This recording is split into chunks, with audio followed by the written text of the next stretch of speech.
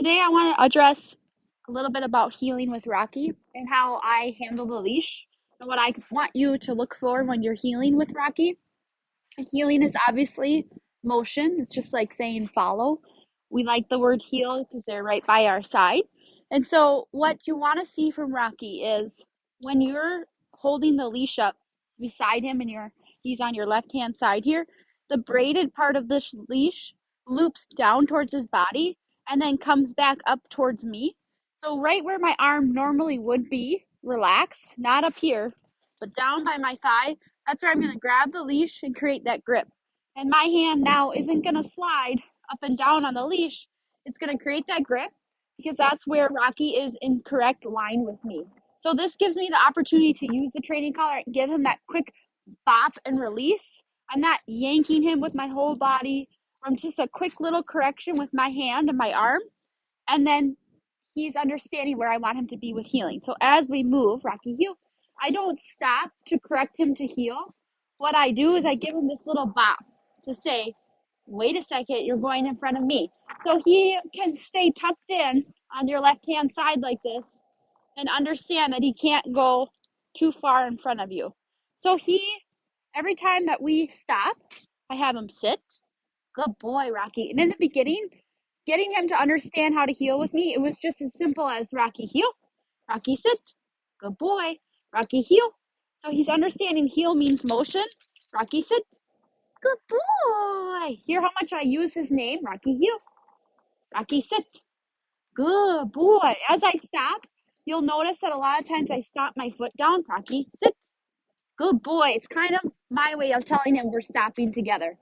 Rocky sit, good boy. Very good boy. So notice how I just don't lose that grip. And even when he's going kind of being lazy behind me, I just hang on to that grip and I give him that little bop like, come on, let's go, Rocky. Good boy. Rocky, sit. Good, thank you. So regardless of where Rocky is at with me on the leash, I want him to understand that he can't pull me. So that's why I talk about that leash tension. You want to see him come back to this position with you where it's slack. So if it was tight, I would give him that hard jolt to be like, hey, you're pulling on me. Come back and be in line with me. So another tip that I say for heeling is you have the leash just like this, you create your grip, then you make the leash tight across your legs. Let go of your left hand and transfer it behind your body. And now my leg is going to act as a natural heeling correction with the leash, Rocky heel. And I can reach down if I need to grab the leash, but you can see how my legs act as that natural little correction with him. So he's understanding where to be with me in line with heeling. Rocky sit. Good boy. Rocky heel. Very good. It's a little slippery today. But when I stop, I can actually use my body to stop him as well instead of my arm. So this is kind of a good little tip, especially with kiddos, for them to use their body, not so much their arm with heeling, but just lining yourself up correctly so the leash isn't too tight on him where he's pulling into you, but he has enough where he has the freedom to be kind of in this left hand side bubble. So Rocky does really good with heeling. It's just important to, if he is pulling on you, literally stop and say, Rocky, no, come back here, get him in position, sit. Sit. Good.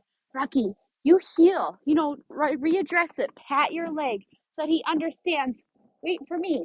I'm your leader, not the other way around.